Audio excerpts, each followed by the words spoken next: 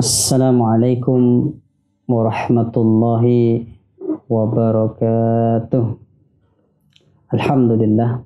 Wassalatu wassalamu ala rasulillah wa ala alihi wa sahbihi wa mawala.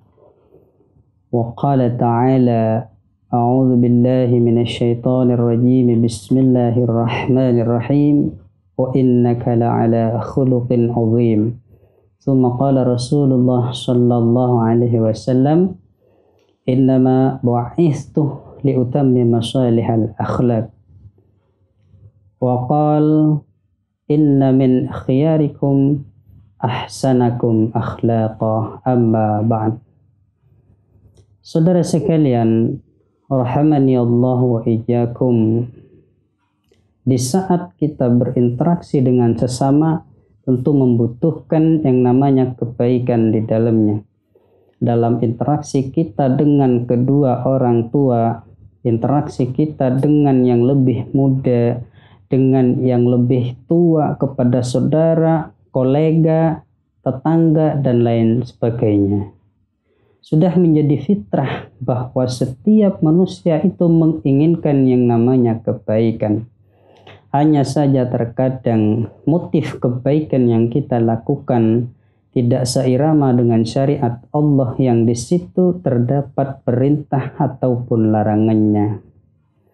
Dalam kita berbuat jujur misalkan, tidak semata berperilaku jujur dikarenakan jujur itu sendiri yang di dalamnya terdapat manfaat dan sesuatu yang menguntungkan, sehingga kita senang mengerjakannya. Tetapi saudara, kita berbuat jujur karena memang ini adalah semata perintah Allah kepada kita umat Islam dan sebagai konsekuensi daripada keimanan kita kepada Allah Subhanahu wa taala. Jadi inilah bedanya kita dengan non-muslim. Kita berbuat jujur atau berakhlakul karimah semata karena perintah Allah, sedangkan orang kafir itu berbuat jujur karena di balik kejujuran itu ada manfaat yang menguntungkan. Oleh sebab itu marilah kita hiasi diri kita dengan akhlakul karimah sebagaimana firman Allah dalam surat Al-Baqarah ayat 83, La ta'buduna illallah wa bil walidaini ihsana wa dzil qurba wal yatama wal masakin wa qulu lin nasi husna. Janganlah kalian menyembah selain daripada Allah. Wa bil walidaini ihsana, dan berbuat baiklah kepada kedua orang tua kalian. Wadzil qurba, dan kepada kerabat, wal yatama, dan kepada anak-anak yatim, wal masakin, dan orang-orang yang miskin. Wa qulu lin nasi husna, dan bertutur kata yang baiklah kalian kepada manusia. Pemirsa sekalian rahimakumullah, setiap yang Allah perintahkan kepada kita sudah pasti di dalamnya terdapat kebaikan. Tidak boleh dibalik. Ntar dibilang setiap kebaikan di dalamnya terdapat perintah Allah. Enggak bisa begini saudara. Ketika kita sebagai muslim dan berkewajiban terikat dengan syariat-syariatnya, termasuk dalam urusan akhlak, yang mana akhlak adalah menjadi bagian yang tak terpisahkan dari syariat Allah dalam keseluruhannya. Saudara sekalian rahimakumullah, yuk bersama-sama kita rubah dan biasakan melatih diri ini menghiasi dengan akhlakul karimah. Akhlakul karimah itu yang sejatinya adalah terkumpul pada akhlak-akhlak baik lagi mulia yang dicontohkan oleh baginda tercinta Nabi besar kita Muhammad sallallahu alaihi wasallam. Dalam surat Al-Ahzab ayat 21 Allah berfirman, Laqad kana lakum fi rasulillahi uswatun hasanatun liman kana yarjullaha wal yawmal akhir wa dzakarallaha katsira. Laqad kana lakum, sungguh telah ada bagi kalian fi Rasulillah, di dalam diri Rasulullah, uswatun hasanah, suri teladan atau contoh yang baik bagi siapa? Liman kana yarjullah, bagi yang mengharapkan rahmat Allah,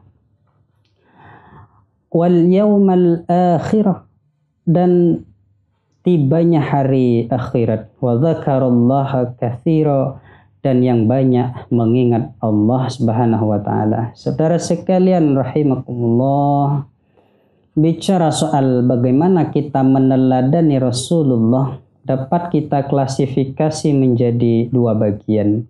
Yang pertama adalah berkaitan dengan ihwal yang sifatnya jibiliyah dan yang tidak termasuk jibiliyah.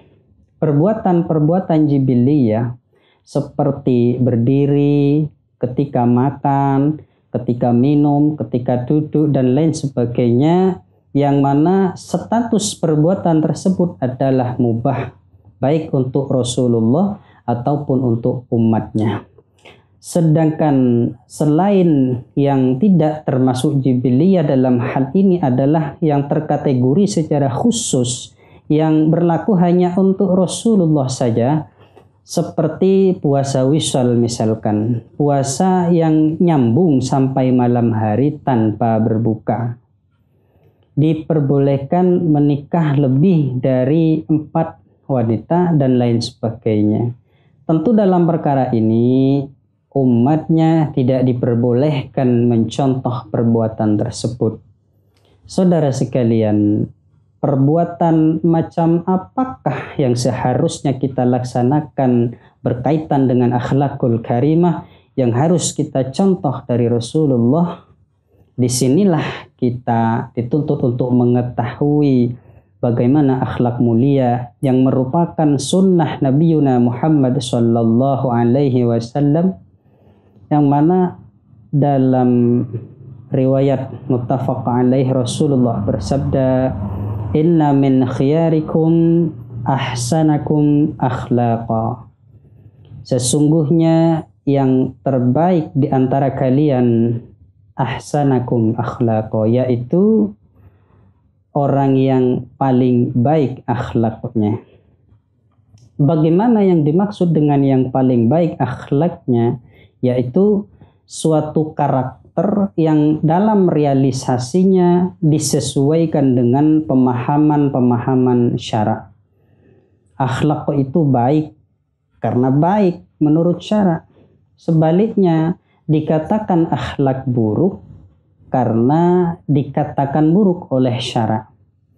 Yang dalam ini semua simpelnya adalah karena atas dorongan perintah dan larangan Allah Subhanahu wa taala. Saudara sekalian, kaum muslimin dan kaum muslimah rahimakumullah, semoga kita dimudahkan oleh Allah dalam mencontoh akhlakul karimah dari Rasulullah, dan semoga pula kita termasuk dari golongan umat akhir zaman yang Rasulullah sallallahu alaihi wasallam merindukannya. Allahumma amin. Akhiran minna wal afu minkum, billahi taufiq wal hidayah. Assalamualaikum warahmatullahi wabarakatuh.